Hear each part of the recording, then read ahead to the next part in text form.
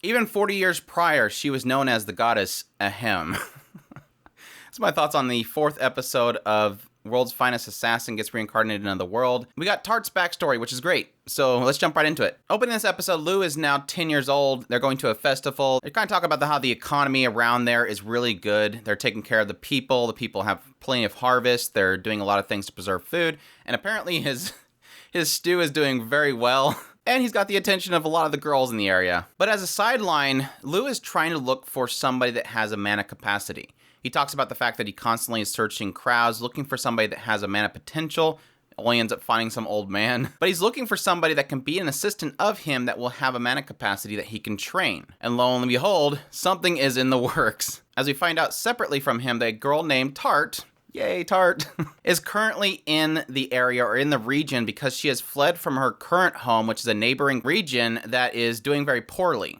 So poorly that the people themselves are preparing for winter, and Tart's family is dealing with a shortage of food. So, unfortunately, they decide to kick Tart out of their home so that they have less mouths to feed. And Tart finds out from a traveling merchant that this particular region where Lou is at is actually doing very well. It's very profitable, and everybody has plenty of food there, so she decides to flee there. And while she's in a forest being attacked by wolves, Lou ends up finding her as he's out hunting. And after saving her life, he goes through a process of brainwashing. I like how he goes this whole spiel about how he makes sure that he shows power by taking out the wolves, and then shows trust by giving her food, and then ensures more trust by revealing secrets about himself that he killed somebody or he's killed people and that he's going to kill people, and then giving her the decision again and all this kind of stuff is his form of brainwashing so that she'll never betray him. And I'm like, no, that's persuasion. Brainwashing is a little more involved than that, but we'll go with it. Lou's super cool.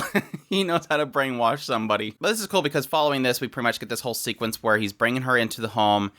He's assigning her as being his servant so that nobody questions why she's there, all the while training her. He says that his father entrusted him that he should instruct her and train her as his assistant. And through this whole process, we find out that she's got the adequate body for it. She's got a great structure, obviously going through that whole process of taking her down into the basement and inspecting her body through all these different poses, which was, I guess, equally as creepy as when his father did it to him. But what he's finding out from this whole process is that she has the right structure she needs physically, muscles and all that kind of stuff is doing very well, but she's still inadequate. And that's through weaponry. And what we find out is that she's actually very skilled with a spear, which he assumes is because she has skills in spears, not in like daggers, which he kind of wants her to, because they're more easily concealable. Well, this leads to him obviously creating a spear that is collapsible. So he creates one of these, gives it to her, and now she's good. She's good. But what was really interesting about this episode is, well, okay, this is all going on. He brings Tart in. It kind of feels bad because technically Lou, as his self, that is this old person that used to be an assassin, he's obviously talking about the fact that he was going to go into training assassins, and now he's pretty much doing that here, but just not the same way. But he's technically using her. He's still in this phase that he's not trusting of people. So it kind of feels, yeah, obviously a little bit dirty in the idea that he is technically using her. He doesn't really care about her.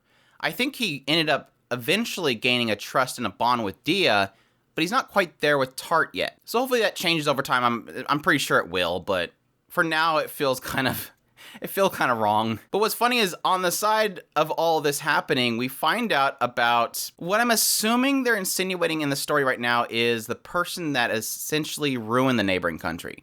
Because what it does, it jumps back 40 years, and we see the goddess once again, in a different outfit, by the way, summoning somebody into the world. He was a special forces guy, and he's like, oh, great. Does that mean I get to go to another world and do sightseeing with overpower abilities? Or do I get to become a cute girl and have my defenses so high I don't feel pain? I'm like, I think that was a video game, not an isekai, but sure, we're talking about Bofuri. But she's like, no, I can't do that. But if you take out the hero, then I'll see what I could do. And so he agrees to it, and he gets sent to this world. And this is, again, 40 years prior, and then jump forward 40 years back to the current time where Lou is now 10 years old. He's a failure. This guy that she brought in before Lou was a failure. Actually, she claims that he was number 283 of somebody that was reborn in that world in order to take out the hero.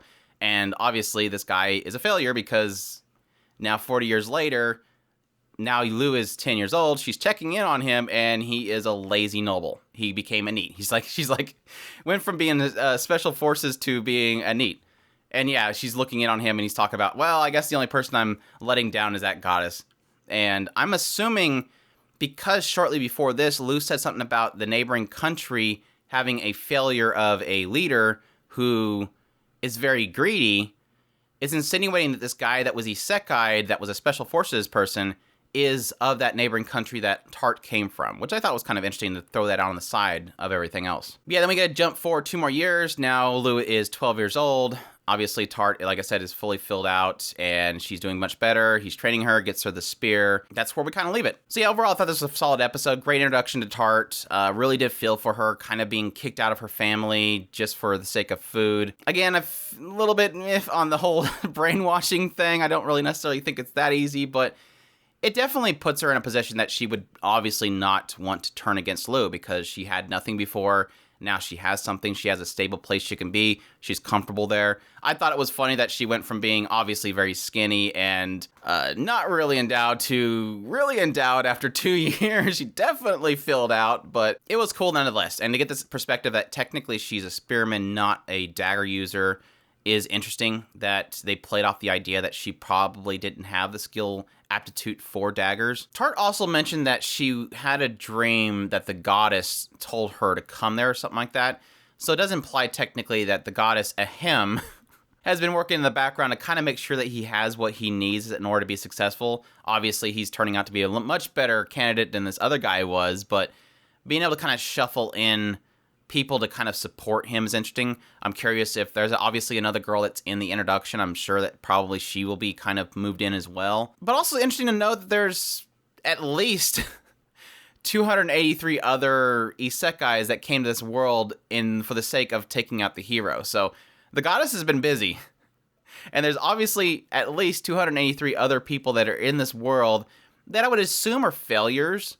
I don't know if she's brought in all these people to all take out the hero and they've all failed, or that if she's possibly just bringing in as many as possible to ensure that this hero gets taken out. Overall, solid episode. Like I said, I'm not as pleased with Tart's story so far as I was with Dia. Like I said, Dia, I assume was a Roxy character, and she's going to be useless, and she's not going to really have that much development because she's so kind of inspired, but not necessarily fleshed out.